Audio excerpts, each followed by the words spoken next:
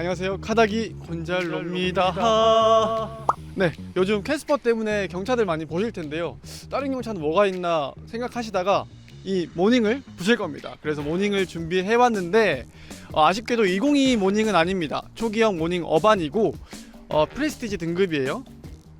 비록 완전 신차는 아니지만 베스트 셀렉션이랑은 또 어떻게 다른지, 그리고 캐스퍼랑은 어떻게 다른지 한번 살펴보도록 하겠습니다. 앞모습부터 보시죠. 전면부입니다. 지금 이렇게 신형 기아 엠블럼이 들어가 있는데 이 카울 부분만 바꾸면 신형 엠블럼을 달 수 있나봐요. 그래서 이렇게 모닝 어반 초기형임에도 불구하고 신형 엠블럼이 들어가 있고요. 네, 스타일 빠진 일반형 헤드램프, 할로젠 타입의 헤드램프가 들어가 있고, 안개등이 있는데 이건 안개등은 사실 아닙니다. DRL 주간 주행등입니다. 그리고 최근에 추가된 베스트 셀렉션 같은 경우에는 엣지가 기본화가 됐죠. 그래서 라디에이터 그릴에 메탈 포인트가 들어가고, 범퍼 이쪽 부분이랑 이 아랫도리 부분이랑 블랙 하이그로시가 들어가는데 프레스티지 등급은 엣지가 옵션이에요. 20만원짜리. 그래서 이렇게 거뭇거뭇한 플라스틱으로 마감을 했습니다. 옆으로 가실게요. 프레스티지 등급 같은 경우에는 14인치 알로이 휠이 들어가 있습니다. 모닝에 옵션으로서 16인치 휠이 마련되어 있는데 시그니처에서 스타일 옵션을 넣어야만 16인치 휠이 가능하다고 해요. 캐스퍼는 17인치 휠도 제공되지만 모닝은 16인치가 최고입니다. 사이드 리피터가 휀더에 붙어있죠. 스타일 옵션을 넣어야만 LED 리피터 일체형 아웃사이드 미러 들어가고요. 그리고 이 크롬 벨트 라인도 엣지 옵션을 넣어야만 들어갑니다. 이런 필러 부분에는 블랙 테이핑이 안 돼 있죠. 그래서 이렇게 좀 훤히 드러나 있는 모습이 조금 아쉽긴 합니다. 예전에 터보 모델 사면 여기가 블랙 테이핑이 딱 이렇게까지 돼 있었는데 그 순정 부품으로 파는 것 같더라고요. 그래서 테이핑을 하시는 분들도 덜어 있습니다. 후측판 경보가 들어가 있죠. 드라이브 와이즈 옵션이 들어가 있다는 증거가 되겠고요. 저를 잡아주세요. 네, 뒤로 가겠습니다. 네, 뒷모습입니다. 뒷모습도 뭐 많이들 보셨겠지만 스타일 옵션 안 넣으면 이렇게 벌브 타입 테일램프가 들어갔고요. 네, 그리고 이렇게 머플러 팁이 들어가는데 가짜입니다. 실제로는 여기 오른쪽에 하나 들어가 있습니다. 그리고 트렁크 손잡이에 보시면 구형 엠블럼이 그대로 들어가 있죠. 그런데 앞쪽처럼 이 부분만 갈아 끼우면은 신형 엠블럼으로 바꿀 수 있을 것 같아요. 뭐 가능 불가능을 따지자면 가능합니다. 트렁크 한번 보겠습니다. 짜잔. 트렁크 공간은 뭐 경차치고 나쁘지 않은 수준이고요.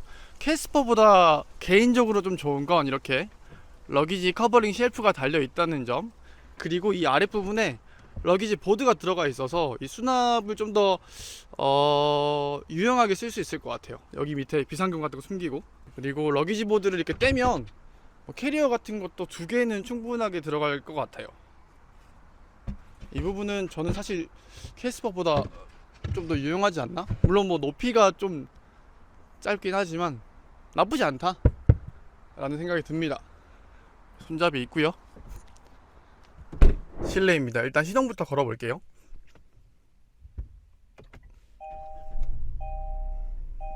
프레스티지 등급은 버튼 시동이 기본이고요.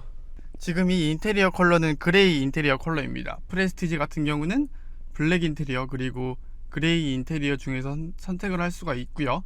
참고로 새롭게 추가된 베스트 셀렉션 모델 같은 경우는 블랙 앤 레드 포인트 인테리어가 기본이죠. 그래서 이렇게 막 이런 부분에 레드 포인트가 들어가 있고 그런 부분에서 차이가 있습니다. 참고로 지금 프레스티지 같은 경우는 이 센터 페시아 가운데 크롬 가니쉬, 그리고 블랙 하이그로시 포인트가 빠져 있어요.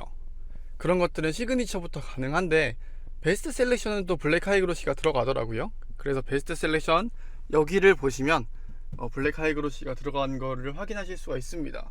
그리고 이건 지금 컬러 클러스터 드라이브 와이즈 1에 묶여 있는 건데, 네, 나중에 말씀드리겠지만 연비가 되게 잘 나왔죠. 효율이 캐스퍼보다 낫더라고요. 운전대는 우레탄 핸들이 기본입니다. 당연히 열선 빠져 있지만 프레스티지 같은 경우는 앞좌석 열선, 그리고 운전석 통풍까지 기본입니다. 프레스티지를 사시면 옵션에 대한 그런 만족도가 되게 높을 것 같아요. 참고로 베스트 셀렉션 같은 경우는 이 통풍 열선 뿐만 아니라 가죽 열선 스티어링 휠까지 기본입니다. 그래서 이 더미 스위치가 사라지게 되고 여기 열선 버튼이 들어가죠. 그리고 이거는 전세대 모닝, 구형 모닝부터 있었던 컵홀더, 나름 유용합니다. 이 차의 핵심은 이 부분이 아닐까 싶은데, 프레스티지 같은 경우에는 이렇게 운전석 팔걸이가 기본으로 들어가거든요. 그런데 컨비니언스 옵션을 넣으면 짬바 선생님이 강조하셨던 그 슬라이딩 센터 콘솔 암레스트가 들어가죠. 그런데 베스트 셀렉션은 이 슬라이딩 센터 콘솔 암레스트가 빠진다는 점, 불가하다는 점. 베스트 셀렉션 같은 경우는 이거랑 똑같은 이렇게 팔걸이 암레스트가 들어갑니다. 여기를 보시면 이게 멀티미디어 패키지에 묶여있는 8인치 내비게이션인데, 베스트 셀렉션 같은 경우는 8인치 디스플레이 오디오가 들어가 있죠. 기본으로 들어가 있죠. 네, 그래서 버튼 수만 차이가 나고 생긴 건 거의 똑같다고 보시면 됩니다. 그리고 베스트 셀렉션은 디스플레이 오디오가 들어가지만 프로토 에어컨은 옵션입니다. 그래서 매뉴얼식의 에어컨이 기본으로 들어간다는 점, 아마 그런 부분에서 베스트 셀렉션에 좀 아쉬운 부분이 없잖아 있는 것 같습니다. 뒤에 한번 타보겠습니다. 으악. 오, 확실히 캐스퍼에 비하면 좀 갑갑한 느낌이 들긴 하지만 무릎 공간 자체는 나쁘지 않습니다. 일단 시트가 엉덩이 쪽이 좀 이렇게 쏙 들어가 가지고 자세 자체는 되게 좋고요. 허리 지지도 되게 잘하는 것 같고, 무릎 공간이 조금 빠듯하긴 하지만 그래도 뭐 단시간 운행할 때는 불편하지 않을 정도, 나쁘지가 않을 것 같네요. 그리고 이렇게 분리형 헤드레스트도 들어가 있고요. 손잡이도 있어요. 캐스퍼 같은 경우는 여기 손잡이가 없어가지고 좀 흠칫댔던 기억이 있는데, 네, 손잡이가 들어가 있습니다. TA 모닝하고 완전 그대로인데? 똑같은데? 그리고 얘는 ECM이 있네요? 네, 있습니다. 멀티미디어 내비 패키지에 묶여있죠. 캐스퍼는 ECM 없잖아. 아예 없어요? 아예 없었던 것 같은데? 조수석에 거울이 없죠? 조명은 없고. 네, 운전석에는 큰 거울은 있지만 조명은 없습니다. 네, 그럼 주행하면서 한번 살펴볼게요. 이 차가 어떤지, 캐스퍼랑 또 어떻게 다른지 한번 살펴보도록 하겠습니다. 캐스퍼보다 좋다며. 캐스퍼보다 좋았어요. 결론부터 얘기해. 네. 결론충. 네, 결론 중이기 때문에 결론부터 말씀드리면, 여기까지 타고 오는데 캐스퍼보다 좀 저는 좋은 것 같더라고요. 훨씬 아니지만 1에서 10까지 얼만큼 좋아요? 10만큼 좋아요? 1만큼 좋아요? 아니면 0.5만큼 밖에 안 좋아요? 좀 이따가 말씀드리겠습니다. 뿅! 네, 주행하면서 모닝이 어떻게 다른지, 캐스퍼와는 어떻게 다른지 한 번 더 살펴보도록 하겠습니다. 파워트레인은 캐스퍼 노말과 똑같죠. 76마력짜리 1.0L 3기통 가솔린 엔진이 들어가 있고요. 토크 컨버터식 4단 자동 변속기가 들어가 있습니다. 일단 여기까지 타고 오면서 느낀 건 캐스퍼보다 확실히 출발이 조금 더 경쾌한 느낌이 들어요. 저희가 최근에 시승했던 캐스퍼 같은 경우는 17인치 휠이 달려있고 해서 좀 출발이 많이 갑갑한 느낌이 있었거든요. 그런데 모닝은 지금 14인치 휠을 달고 있고 캐스퍼보다 공차 중량이 한 100kg 정도 가벼워요. 그래서 그런지 출발이 좀 더 경쾌합니다. 가속감이 좀 더 좋고요. 출발할 때 힘이 확실히 덜 들어서 그런지 모르겠지만 연비도 좀 더 잘 나오는 것 같아요. 지금 클러스터 상에서는 리터당 12.3을 마크하고 있는데 항속 주행할 때는 리터당 16도 왔다 갔다 하더라고요. 똑같은 주행 환경에서 캐스퍼 같은 경우는 리터당 10에서 11? 잘 나와야 12 이렇게 나왔었는데, 뭐 효율 면에서는, 그리고 가속감 면에서는 모닝 프레스티지, 지금 14인치 휠을 단 모닝 프레스티지가 좀 더 우위에 있지 않나라는 생각이 듭니다. 네, 물론 뭐 드라마틱한 변화는 아닙니다. 차이는 아니고요.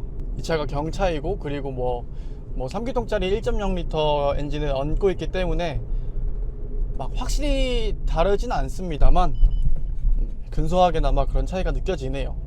그런데 이 모닝을 지금 타보면서 느끼는 점은 캐스퍼가 변속기 그런 계산 없이 그대로 올렸구나, 기존의 4단 AT를 그대로 올렸구나 라는 생각이 들어요.